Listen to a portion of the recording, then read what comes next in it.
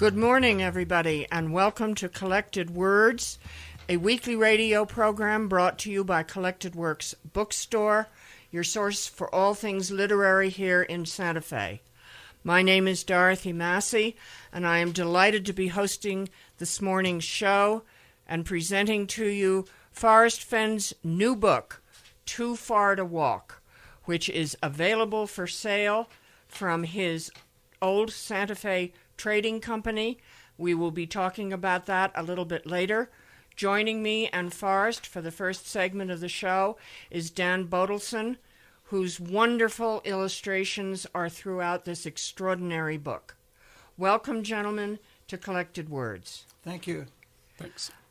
Forrest Fenn was raised in the small town of Temple, Texas, and I checked that on the internet this morning, Forrest, and it now has a population of 66,000 people. I'll bet it was a lot smaller when you were growing up. It was 32 when I was a kid.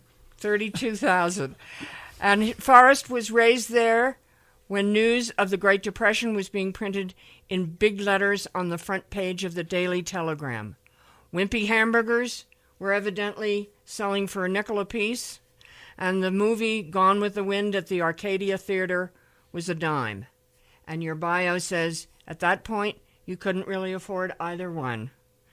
Forrest joined the Air Force after graduating high school. He survived a war and retired after 20 years as a major. With his partner and wife, Peggy, he built an art gallery in Santa Fe, which flourished for 17 years and is still very much a part of the Santa Fe cultural scene. Welcome to the program, Forrest. Thank you. It's a pleasure to be here, Dorothy. And tell us a little bit about your war experiences and how you set up your first gallery in Lubbock, Texas. It's a great story. Well, I wish you wouldn't ask me about my war experiences because I get on a soapbox sometimes. I think in this country we've got to learn to leave other people alone. But the fact is that I flew 328 combat missions in Vietnam. I was shot down twice. I lost a couple of roommates, and I worked really hard, long hours. I lost 22 pounds and didn't even know that I had lost the weight. So I came home pretty beat up mentally, and I retired in 1970 with $800 a month retired pay with a wife and two young daughters, and I could get by with that, but we just didn't drink many Coca-Colas or go to many movies downtown. But and you found a wonderful way to supplement that income in your garage at the house at Lubbock. Well, when I was in the Air Force, I learned to cast bronzes. I had a good friend at Texas Tech University who taught art, and he made a beautiful little Indian out of wax, and I really liked it, and he told me that if I would cast it in bronze, he'd give it to me. So I started teaching myself how to cast bronzes, and that's a long story, but I cast that little Indian in bronze, and it poured perfect, and I told myself, I can do this. Good for you. And there were not very many foundries around in those days, so I opened a foundry. And that's wonderful. And so from that early interest in art to a great successful career as Santa Fe's most successful and popular art gallery, and now a book to celebrate that life, illustrated by Dan Bodelson. Dan, welcome to the show. Thank you. Dan grew up in Colorado and New Mexico. He was born in Minnesota and graduated high school here in Santa Fe.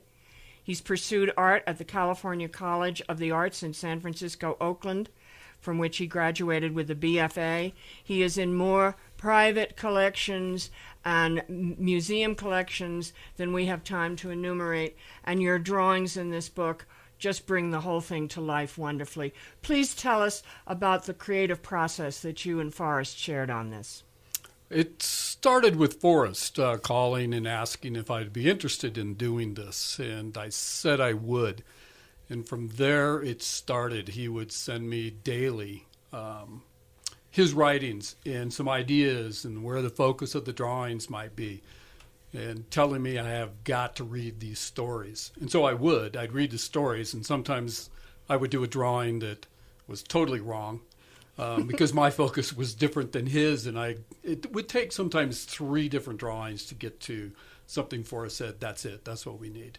So that was the process. It was daily, going back and forth with emails, and then going to the house with drawings to be either accepted or rejected. And how lucky that you're both in Santa Fe and you weren't working long distance. I can't imagine a tight collaboration like yours being conducted by emails and over the phone. It can be done, but it's different when you can sit down at like his breakfast table and throw all the drawings on the table and look at them. And Forrest, did you always have a pretty clear conceived notion of what you wanted the drawing to be for a particular chapter? Yeah, yes, I did. And Danny was so easy to work with. I could tell him what I wanted, and he'd most of the time give me exactly what I wanted. But, you know, I need to say something here. Danny Bodelson is the son of Doc Bodelson, who's a very prominent doctor here in town. I think he's going to be 90 years old in a couple of months. But Danny is one of 10 kids, wow. And eight of the kids worked for me. There were seven of them worked for me. 7 of them worked for me until I hired Danny to do this book, and now that makes 8. That's wonderful.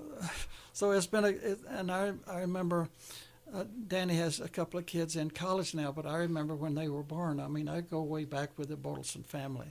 That's lovely. Yeah, it does. Yeah. And Danny, tell me a little bit more about what you do other than the book. I'm a painter. I show in galleries here in Santa Fe and Arizona, Texas, and do some museum shows in between all that. And how much of your time did this steal from your doing your regular painting? How long did you two work together on this? I don't know, it was 3-4 months maybe. Yeah, it's about that. Oh, I devoted almost every day and every night doing that. Well, what I love about it is the humor, because Forrest's humor shines through his words, and your humor just comes right out on those illustrations. Well, They're thanks. A perfect match. Well, I had a problem with Danny because he shows in different galleries and different shows around the country, and he commits to submit so many paintings to these shows, and I wanted him to stop doing that because I had to have my drawings for my book. So sometimes I had to punch him in the nose a little bit to get him away from his easel and over where his drawing cabinet was. That's great. And I note that the drawings are on paper that is a beautiful stock. We'll talk about that a little bit, about the process of making the book. But did the colorations on the stock change your way of drawing, Danny? We'll do that in the next section, so hold that thought. You are listening to Collected Words, a weekly radio show presented by Collected Works Bookstore, Santa Fe's oldest independent bookstore. Thank you. We'll be right back.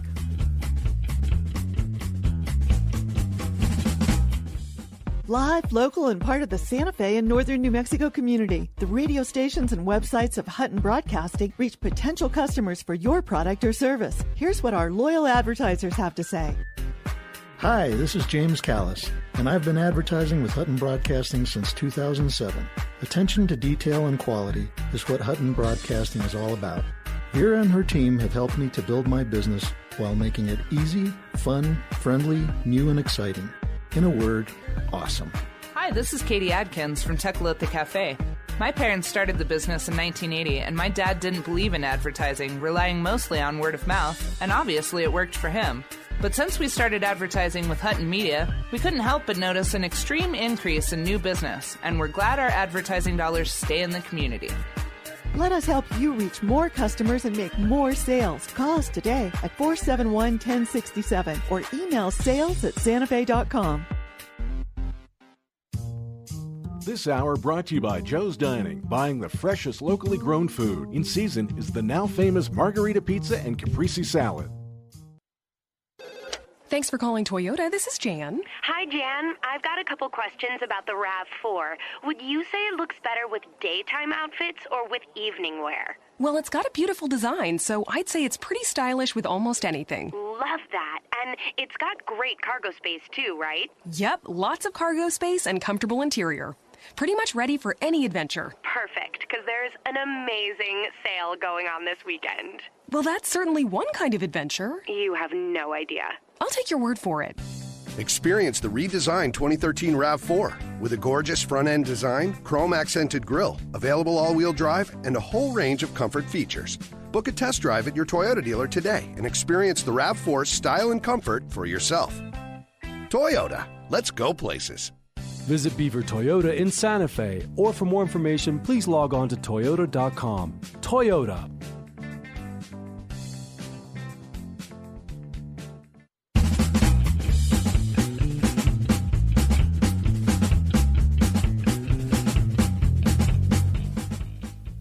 Good morning and welcome back. This is radio station KVSF 101 on your dial, the voice of Santa Fe. And you are listening to Collected Words, a weekly radio program brought to you by Collected Works Bookstore. My name is Dorothy Massey, and I'm chatting this morning with Forrest Fenn, author, and Dan Bodelstein, the illustrator of Forrest Fenn's new book, Too Far to Walk.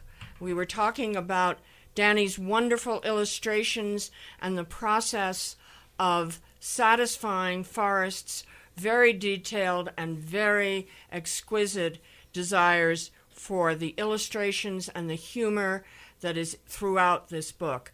Danny, tell me how you adjusted your illustrations, because the stock of the book, the actual pages of the book, have a wonderful tint to them, but it isn't like drawing on a blank canvas. How did you adjust all that? I didn't really have to adjust. All the drawings were done in charcoal, and they were done on a 100% rag paper, which allowed me just a lot of freedom. And Forrest was looking for a freer kind of drawing with a lot of expression. So the tint of it actually enhanced the drawings because they're on a pure white stock, which allows a printer or a designer to do various things because of the contrast. It's black and white. Charcoal gives that nice look to it. So I didn't have to adjust too much, as far as the printing result.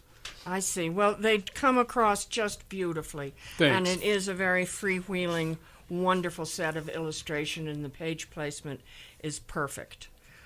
Forrest, you wrote in your book, sometime around 1966, and I'm quoting you here, I started a company called the One Horse Land and Cattle Company. It has nothing to do with horses or land or cattle. It's for publishing books. I always thought it would be nice to own a land and cattle company, but never could afford one. So I just gave myself one. What prompted you to get into the book publishing business?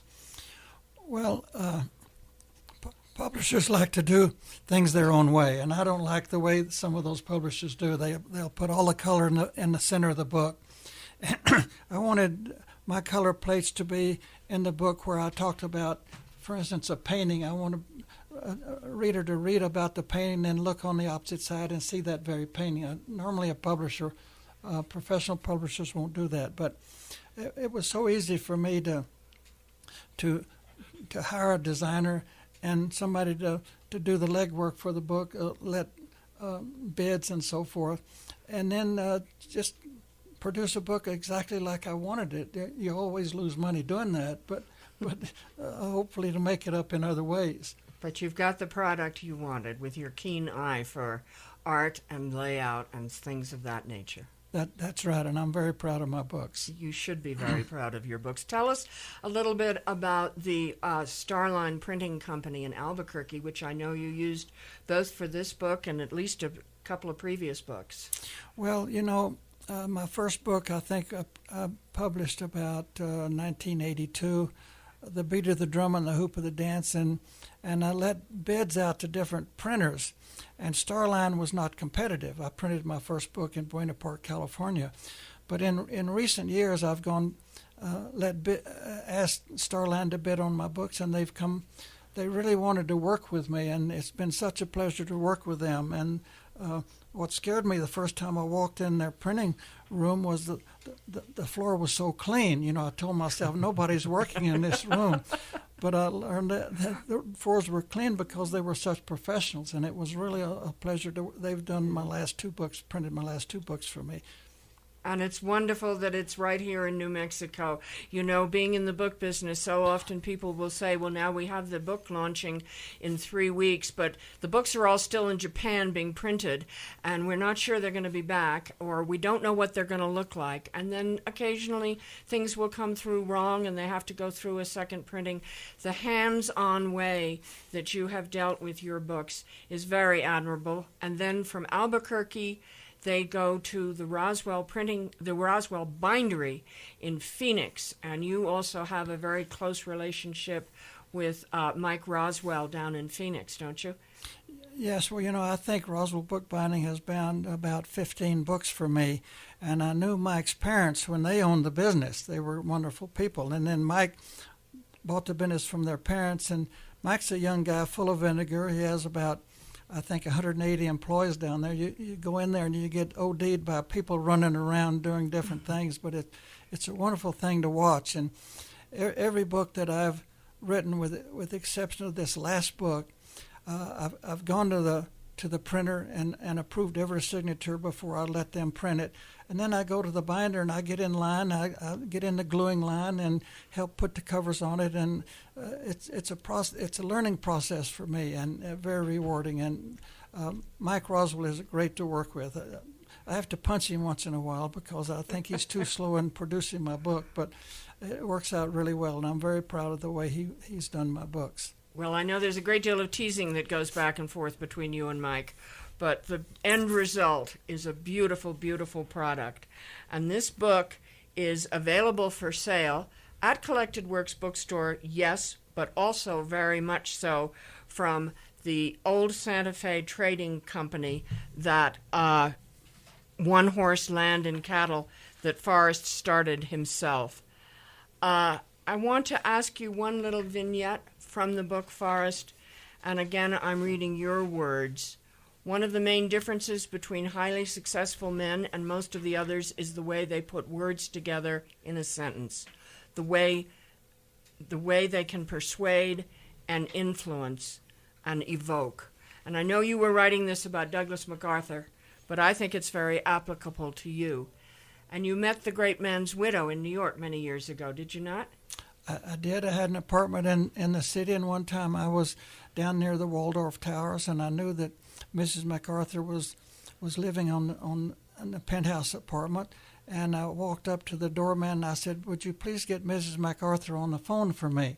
I thought he was going to throw me out. But he said, "Would you like to talk to her, really?" And I said, "Yes." So I was talking to her, and I told her that her husband was a hero of mine. He made the highest grade marks ever made at West Point. Did you know that? I did not know that. Isn't that interesting? Amazing, yeah. But she invited me up, and I was going up on the elevator, and the elevator man says, "The madam very rarely accept gentlemen callers." Oh, how lovely. And, it took me back into the way things used to be. Right. We don't have elevator boys anymore, and the phrase "gentlemen callers" is not used very often. But Ms. MacArthur was very gracious. She was a big Mets fan. She loved baseball. She showed me all of her husband's medals, including his Purple Heart, 2 Purple Hearts, and his Medal of Honor. And it was a wonderful visit with a very gracious lady. And I'm sure it meant a great deal to her to have you there as well. So then you come to Santa Fe, and you write about Santa Fe as an interesting little city, tucked between several mountain ranges that make up part of the Great Rockies. What makes the place different are the many characters who are attracted to it, and I proudly admit to being one of them. And this is where your family is. This is where your daughters are, and your grandchildren, and your grandson Shiloh is going to join us for the next segment of the program. We're going to talk a little bit about how the book is going to be available, how it's going to be distributed, and about the book launch at Collected Works Bookstore, October 28th at 6 o'clock. Come one, come all. Danny will be there. Forrest will be there. The people who actually produced the book will be there, and Forrest is going to be joined by his 2 great friends and co-authors, Douglas Preston and Michael McGarity. The 3 of them we have termed Los Tres Hombres, and they are a cut-up. It's going to be a lot of fun. So put it down on your calendar for October the 28th at Collected Works Bookstore. We are located at 202 Galisteo Street at the corner of Water and Galisteo Streets in downtown Santa Fe. It should be a great evening. Danny, you're coming to that event, are you not? I am. I will be there. And maybe we could get you to do a little sketching on an easel on the side so people can see the wonderful creative process that you do. Well, you never know. Show some of your stuff on the walls. Collected Works donates walls to artists a lot, and it would be an honor to have you there and maybe doing a little bit of sketching along with Forrest's book. Okay. And your product. Artists don't like to be scheduled, but we'll drag him in there and make him do that. Will you drag him in there? I think right. he'd do almost anything for you at this point, Forrest. And 8 members of the same family. That's wonderful. Yeah. So congratulations to both of you on the product of the book. We're thrilled to be stocking it. Thank you. How many did you have printed? What was your initial run? This Too Far to Walk, we printed in 3,300 copies. 3,300. And they're all in your garage, right? They're all in my garage. Are you sure? but please don't come to my garage. Go to Collected Works Bookstore. Collected Works Bookstore. We don't give out your address. You've had some problems with that, with people trying to get at you. I know that people have come from all over to try to get interviews. You've been in 8 different foreign publications, Korean television, British television, French television. They've all come calling on you and on your books. So, no. Call Collected Works Bookstore, and we can place the order either through us or through the old Santa Fe Trading Company. We're at 988-4226, and we are filling orders every day, as is the workforce in Forrest's garage, which, again, is all family. And we're going to learn a little bit more about that. Well, it's fun to work with you, Dorothy, and your daughter, Mary. It's a real pleasure for me. Well, you've done a great deal for Collected Works, I'll say that. It's been amazing. An amazing collaboration for a number of years. So then you have chapters in here about taking walks, meeting famous people. You have said to me that the one thing about running a gallery in town was that you get to meet the rich and the famous. Are they all nice people, or do you have your favorites? Well, you always have your favorites, but I never met a celebrity that I didn't like. You know, they're really great people, but I've learned that most of them are just plain old people. You know, fun to be with. I've always been a great schmoozer. You know, if you're a celebrity, I'd like to take you to lunch or to dinner or something, because it's so much fun to meet these people. Oh, this is my boo. I've just been handed a correction. Our event at Collected Works is October 22nd, not October 28th. I apologize for that, ladies and gentlemen. So forgive me for sliding that in, and thank you to the radio station for correcting that for me. And you've had Jackie Kennedy as a house guest, right? She stayed in my guest house for a few days, and she was a wonderful lady. And all of the hundreds of people that have stayed in my guest houses over the years, she's the only one that left a note for my cleaning lady and a $50 bill on a pillow. She wrote my cleaning lady a 2-page note, handwritten note. I'll come clean for you first. And she also left something else, didn't she, that you still have in your collection? She left in my wine cellar a bottle of brandy. I've treasured that bottle of brandy. When I sold my gallery, I took it home with me, and it's one of my keepsakes. That's going to be the last thing they throw in my coffin. I like that a lot. And it had her name on it, or did you label it? No, I labeled it. That's wonderful. Well, I had the privilege of meeting her many years ago, and she certainly was an extraordinary lady. Lucky to be staying with you. We'll be right back.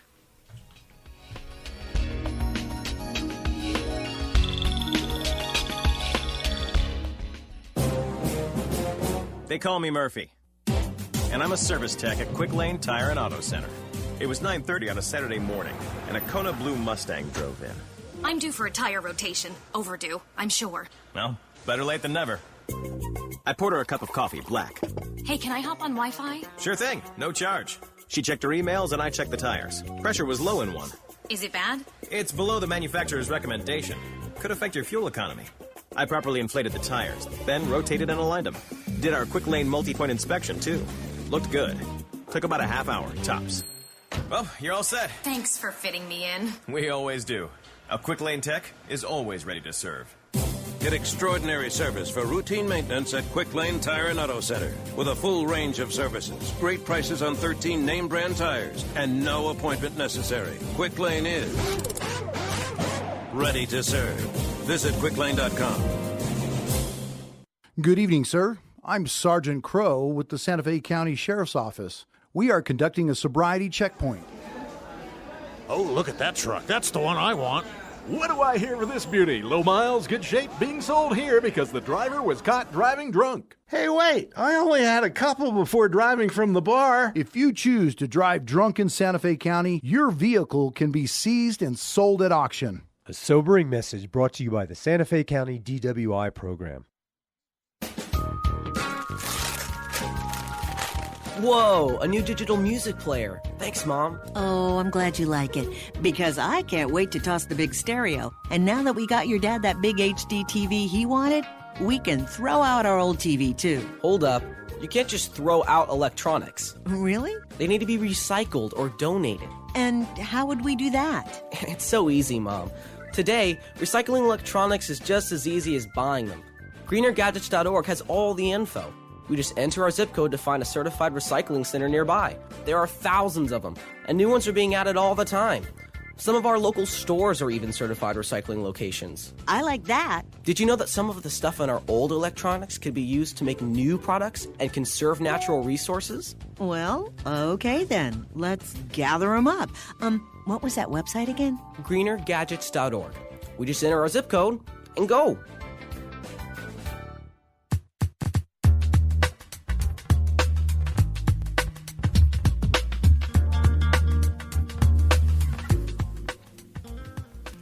Good morning and welcome back. My name is Dorothy Massey, and you are listening to radio station KVSF 1015 on your dial, the voice of Santa Fe. The program is Collected Words, a weekly radio program brought to you by Collected Works Bookstore, located in the heart of downtown Santa Fe, and we hope your source for all things literary. I'm speaking with Forrest Fenn, the author of a brand new book, beautiful book, entitled Too Far to Walk, Memoirs, Stories, Philosophy, good advice, humor, wonderful, wonderful book. The book is available at Collected Works Bookstore or through Forrest's Old Santa Fe Trading Company. And we are going to be talking in this next segment with one of Forrest's 7 grandchildren, Shiloh Old, who is the sort of chief operating officer of getting this book off the ground, out of Forrest's garage, and onto your shelves. I cannot recommend it more highly as a delightful gift book, as an inspiring book for anybody who wants to learn about a great American man whose curiosity and determination gave him the drive to raise his fine family in Santa Fe. And let me make one correction. I mistakenly announced the Collected Works Bookstore launch of this book earlier in the program as being October the 28th. With my apologies, it is going to be October the 22nd at 6 o'clock in the evening at Collected Works Bookstore. Shiloh, welcome to the program. Hi, Dorothy. Thank you. Welcome to the book I was a business. forced upon COO. I didn't volunteer for this, but I'm happy to be here nonetheless. Well, and I'm sure you're learning a great deal from your father. Every day I'm learning something good. I'm making grandfather. mistakes, but it's a good process. Well, he's a good hand to guide you in all matters of business. I know that Mary and I have taken his words of wisdom that he's given us at Collected Works Bookstore. So what's it like working for your grandfather? You know, I'm in a family business. My day job is a family business as well, so I'm used to dealing with patriarchs. It's good. It's fun. You know, I grew up with my granddad. I love my granddad, and I think that the men in our family are all a little bit difficult. But all things being equal, we really understand what we're doing, and we have our ways of doing things, and usually it's the right way. So usually he's right and I'm wrong, and I just suck it up and do what I'm told. Well, I know you two have a very special relationship, and it's been a joy to be around it. So tell us a little bit more about Old Santa Fe Trading Company, how this book can be ordered through your company. Well, Old Santa Fe Trading Co., like we talked about, my granddad started back in the 60s, and it has nothing to do with land or cattle, as the other business also did not. But it's a book distribution company, among other things. There's a website, oldsantafetradingco.com, and on this website you can buy the new book, Too Far to Walk, as well as a number of his other books. That's oldsantafetradingco.com. Yeah. Yeah. Okay. And, this has been an interesting experience for me because I've never managed an online store before, and I was kind of thrown into it. But it's really, we've got a really great web lady who's been helping me out, and the design of the store is fantastic. And from a management perspective, I've learned a lot, but I've brought my little sisters into it, and they've been able to help me out. And, I was over there the other day, and everybody was packing books to ship. Well, I actually had to leave this weekend for a speaking engagement, but we had almost 200 pre-orders, and we had everything ready to go. The process was all set, and the books arrived on Friday at about 1 o'clock. And by close of business at 5, we'd shipped out all 200 pre-orders. Well, congratulations. And that was done by my little sisters, so kudos to them. They did a great job. That's very impressive. And Forrest, you're overseeing all of this, but I know you also like to get in there and pack and... Well, I'm trying to hide in the shadows, and I want Shiloh to make his own mistakes, and I'm going to hide behind a tree and laugh at him while he learns the process. Well, I don't think he's made any glaring mistakes yet, no. Knock on wood about that one. Yeah. And so, Forrest, you are doing this for your family. This is the motivation. This is the why and the for whom. Because the rest of us who read this book, and I have read it several times and love it every time I go through it, take great joy in the wonderful stories that you tell and the vignettes, and of course Danny's great illustrations. There are hundreds of photographs in the book. It's just a terrific, terrific read. But this speaks from the heart of a man talking to his family, and I think that makes it very, very special. Were you thinking of them when you wrote it all down, or were you trying to remember the details of the story? And do you work from notes? Were you going back through old notebooks to find your source material? I've always been a collector, particularly photographs. I have boxes at home that are full of old family photographs, so it's easy for me to pull those things out and write this book. I'm kind of a different writer. I've written 9 books, and in each one of my books I've made up words. So many writers go right down the center line on the highway, and I'm the kind of guy that wants to go out to the edge, and how do you know where the edge is if you don't go out there and look? So it's been my kind of a hobby of mine to make up words in my books. My philosophy is if the reader knows exactly what you mean by the word, then who cares what the word is?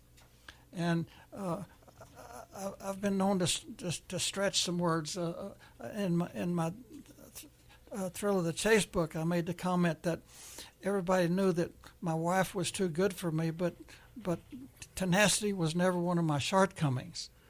So that's the way I like to use the English language. Everybody knows what I'm saying, even though there's a terrible corruption on that language. I think your language is wonderful and clear, and you don't use an editor, right? This is all your stuff, right? Well, sometimes I have an editor I don't know how to use the commas. As a matter of fact, I wish I didn't have to use the commas. Mm-hmm. But I don't want to make too many mistakes.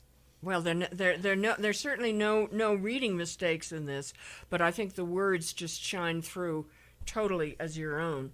And maybe Shiloh would read some of these words, perhaps starting there with sitting. This is a little essay that Forrest has in the book about the values of being outside, the values of being in nature, and that passage really struck me. And it says here, sitting quietly can bring many smiling rewards. Perhaps an aptly named least chipmunk, whose size might make you think that he's one of nature's afterthoughts, will scamper into view and scurry around hiding berries and nuts for winter.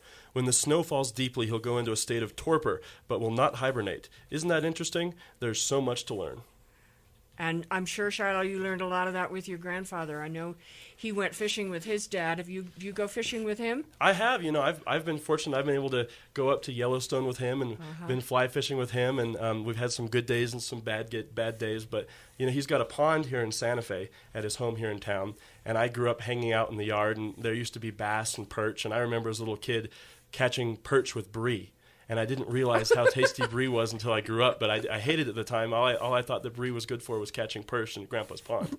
And I'm sure Peggy liked that, with her precious brie, which is not Oh, inexpensive. and I'd take chunks too. That's terrific. So you fishing together and hiking together and being outside, that's the real bond that Yeah, makes I enjoy it.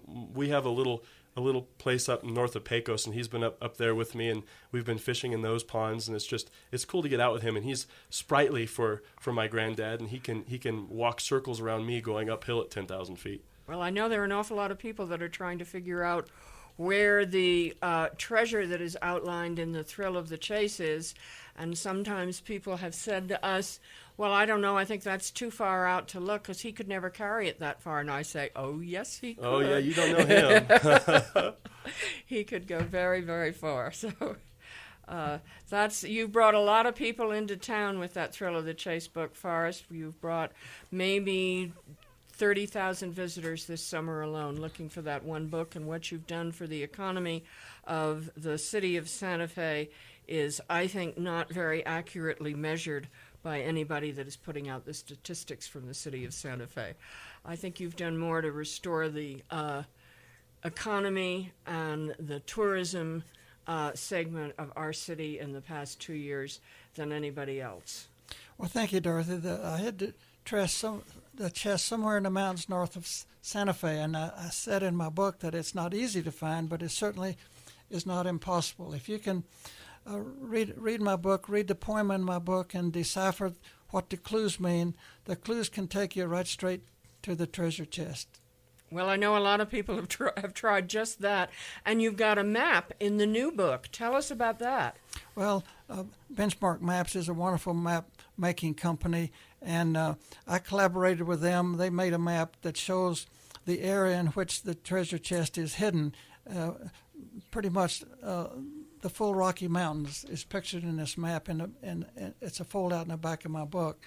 And I hope it'll be useful for people who want to go out and search for the treasure.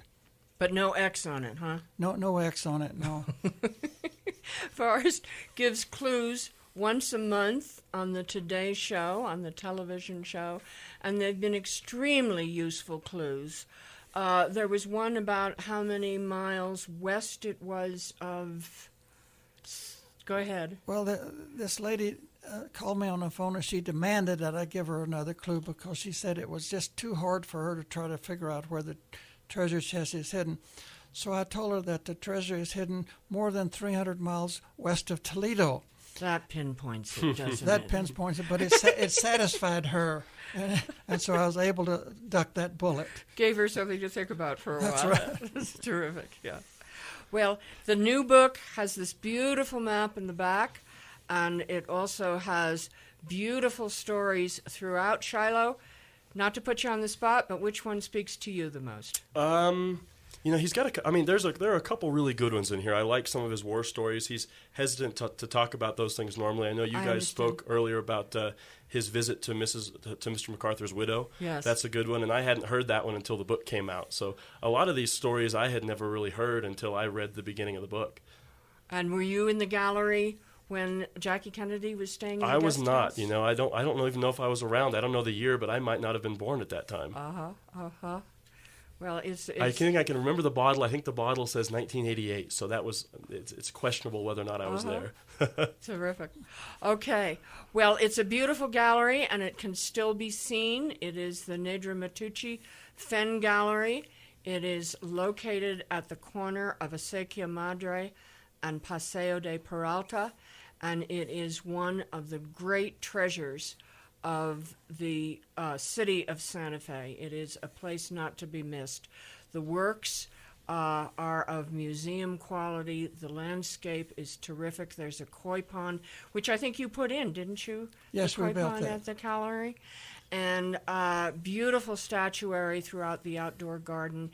It is just a real treat, and we're so glad that it is still a part of Santa Fe. They don't have the alligator anymore. Oh, no, you don't have the alligator. They don't have Beowulf. Was he at the gallery, or was he at your house? Well, there were two alligators in the pond out behind the gallery. And I tell a story in my book about Gary Carruthers making a political speech when he was running for governor, and Beowulf coming up and opened his mouth right at the tail end of Gary Carruthers' pants. And the crowd enjoyed that, particularly the Democrats. We'll be back.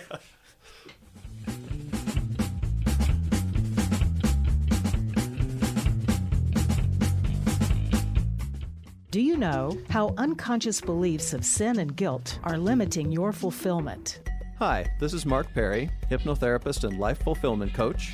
What if I told you that you can live every moment in the state of peace and love, empowered to fulfill your true purpose? Check out amatterofthemind.com and join me this Saturday at 10 a.m. with my guest, Deborah Laval, on my weekly show, A Matter of the Mind, on KVSF 1015, the voice of Santa Fe, Talk 1260, and SantaFe.com.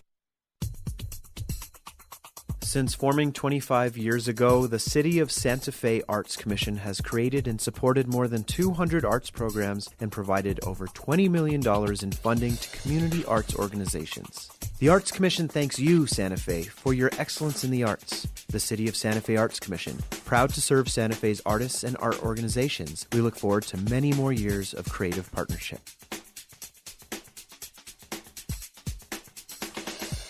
The new downtown O'Hore's is open in the Luna Building. Where's that? Right near the Cerrillo Sandoval split. O'Hore's is your locally roasted gourmet Arabica coffee source.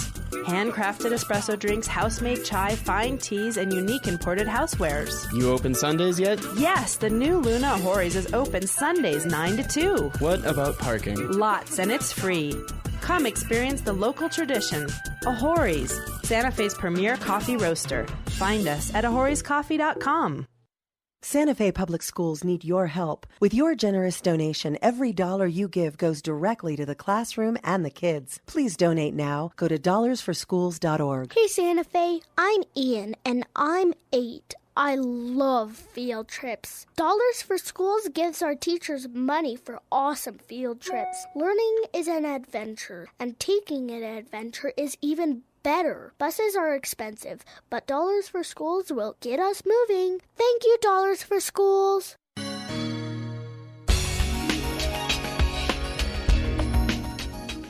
Good morning and welcome back to Collected Words. This is Dorothy Massey, co-owner of Collected Works Bookstore, and we are delighted to be presenting the public launch of Forrest Fenn's new book, Too Far to Walk. That is going to be at Collected Works Bookstore on October the 22nd at 6 o'clock. I'm talking with Forrest Fenn, author of the book, and his grandson, Shiloh Old, who is the point man for the distribution and sale of the book through Forrest's company, the Old Santa Fe Trading Company. The book can be ordered online at www.oldsantafetradingco.com. And Collected Works, let's not forget you. And Collected Works is also proud to be part of this venture. But this is a family venture. This is a family launch. Shiloh's had his little sisters packing books, and right now we're steering the business that way. They're my workhorses for peanuts. Good for you. And Shiloh and Forrest are working together with the rest of the family on this beautiful book, which I am proud to have in my hand. It's an extraordinary work of art. The illustrations by Danny Buttleson, who was on our show a little earlier, are remarkable, and the book is just a treasure. I've stopped at a chapter on Joseph Sunhawk. Forrest, you first interviewed him on the Joseph Henry Sharp book, which is part of your total group of books, and that is an extraordinary book. Tell us a little bit about meeting Joseph Sunhawk and being with him. Well, Joseph Sunhawk lived in a house on the left there just before you get to Taos Pueblo, but on Pueblo property. And I met him in 1980 when I was researching my book on Joseph Henry Sharp. And Joseph was such a wonderful guy, but he was also an artist. He painted watercolors on paper. And he wouldn't let me interview him. He wouldn't answer any of my questions until I bought a couple of paintings from him. His paintings ranged from $10 the expensive ones were $35. So I liked him about the $15 range until I got to know him really well, and then I liked him better at the $35 range. I learned a lot from Joseph. He knew all the old artists in the old Taos days, and a wonderful man. I talk in my book about I became the world's leading expert on how not to eat his wife's green chili elk stew. Yes. And I tell you, I make a comment on how not to do it. Drink a lot of iced tea while you're eating his soup, because it burned my ears. Well, you had a great relationship with any number of artists models, artists dealers, and the personal relationships that you established in your gallery life. Galleries are built on trust, the same way that bookstores are built on trust. And you certainly enjoyed the trust of most of the active art dealers, particularly those I've heard tell that nothing of major consequence was sold west of the Mississippi unless you had a hand in it somehow. Well, So. I don't know that's true, but I'll claim it. If anybody will believe me, Right. that's okay with me. Right. It's been fun working with artists, and my new book, illustrated by Danny Bodelson, he had never illustrated a book before, but he's a fast learner and he's good with a piece of charcoal, and that's what I needed, and I'm very proud of what he did for my book. It is beautiful, and Shiloh's a fast learner in the business too, right? Well, I used to be able to whip up on Shiloh, but I've only got him by 2 inches. He can still beat up on me. He's 6'4" today, so I try to stay out of his way. Well, he's doing a beautiful job on getting the book out there into the public. And so we have holidays coming up, ladies and gentlemen, and this is the perfect gift to give. It is a remarkable book which will be on your family's bookshelf for decades to come. This is a really timeless, wonderful story of a life beautifully illustrated and beautifully led. And that's part of the deal, I think, behind this book. You know, Yeah. it's a wonderful read, but it's an amazing, the illustrations in this book and the way it's all presented is fantastic. We were talking earlier before we came off break about the dust jacket, and, you know, maybe this could be better and maybe that could be better, but really when you look at this book as a whole, it's beautiful. It is. All of his books really are. It is. And would you call it a coffee table book or a story book, or what would you call it? It's a hybrid. Okay. Well, I don't want a coffee table book. I want to be able to put my book on the shelf. Mm-hmm. But this book was very expensive for me to produce. It cost me $101,000 to have it on my shelf at home. And when I wholesale a book to you, Dorothy, I break even on the book. We hope to make some profit on the reprints, but we went out of our way to, I think there are 130 vintage photographs. There are 75 drawings by Danny Bodelson, and drawings and pictures on every page, and I hope the readers like this book. And the treasure map. And the treasure map. Yeah. It's really helpful. Good old benchmark. Well, it's a very nice touch, and I know it came into the process late when Forrest was approached by Benchmark about doing an insert with the map. And I like a man that's flexible, and he said, well, let's see if we can work it in. And some people thought it wasn't such a hot idea, but I think it fits the book beautifully, and I think it's a great way to end it up. Well, there's a clue in this book that I didn't know was going to be in the book. Oh, what's that? Well, I'm not going to say. You're going to have to find it for yourself, Dorothy. Well, now, I've read it twice, Forrest. Well, normally you would not find this clue, but it's an important clue if you can find it. Thank you very much. You know, I'm going right back home and I think reading one of my it again. favorite clues, and I don't think we mentioned this before, one of the Today Show clues was that it wasn't associated with a structure. But I think you need to tell them the story behind what particular structure you were talking about. Well, you know, people searching for the treasure were tearing up old outhouses and digging in the outhouses. And so that's why people are calling me and telling me, please tell your searchers to stop digging in the outhouses. And so that's why I gave the clue on the Today Show. It's not associated with any kind of structure. And I wanted him to say outhouse, but the Today Show didn't like that. Oh, well, it's a clean television program. And they're Easterners. That's true. That's right. They live across the Mississippi River. And how many people have called you, Forrest, to say that they know just where it is, but they can't get out there right now, so would you please go get it for them, and they'll pick it up later. Well, this one guy the other day said his truck is not reliable, so if his truck broke down, would I mind coming out and picking him up and taking him the rest of the way to the treasure? But I passed 23,000 emails from people who are either going to look for the treasure or have been looking for the treasure. And my favorite lookers were the family that came from California. You met them at the bookstore one afternoon. It was two boys, their father and their uncle, and they had been out camping for, I think, 5 days on their spring break. They didn't find the treasure, but boy, did they enjoy each other's company, and they were having the best time together. And I remember one of the boys saying, "Thank you for making this time possible between me and my dad, because it wouldn't have happened at home." And that is, and I know that there are myriads of families like that. Those stories are very rewarding to me. Yeah. And this is a family book, as I said before. This one strikes me as being written with your children in mind and your children's children in mind. And so we're not going to sell all the copies. We're going to make sure that we reserve enough for the Fenn dynasty to be able to have them for generations to come. I've already got a stack in my closet, so those aren't going stash. anywhere. Yeah. And Forrest, you're signing all the books, are you not? I'm trying to sign all the books. The first printing is 3,300 copies, and I may not get all of them signed, but that's what I'm trying to do. I bet he will. I don't know anything that you've decided to do that you haven't done.